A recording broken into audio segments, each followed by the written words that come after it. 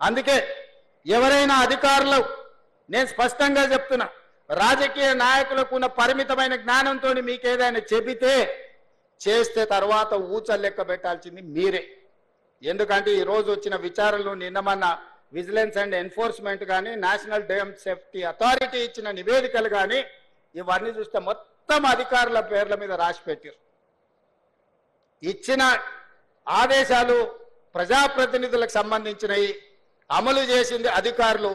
ఇవాళ vigilance and enforcement కానీ, NDSA నివేదికలలో మొత్తం అధికారులను ఉరిదీయమని ఈరోజు వాళ్ళు నివేదికలు ఇచ్చింది. అంటే ఈరోజు ఏది పడితే అది కళ్ళు మూసుకొని చేస్తే ఏం జరుగుద్దో కాళేశ్వరం ఒక ఉదాహరణ. అందుకే శాఖలో మొదటి రోజు చేరబోతున్న మీకు రేపు భవిష్యత్తులో ఈ రాష్ట్రానికే బాధ్యత వహించే చీఫ్ ఇంజనీర్లుగా మీరు ఎదిగే అవకాశం ఉంది. మీరు కట్టే ప్రాజెక్టులు భవిష్యత్ తరాలకు మీరు అందించవలసిన బాధ్యత మీ మీద ఉన్నది.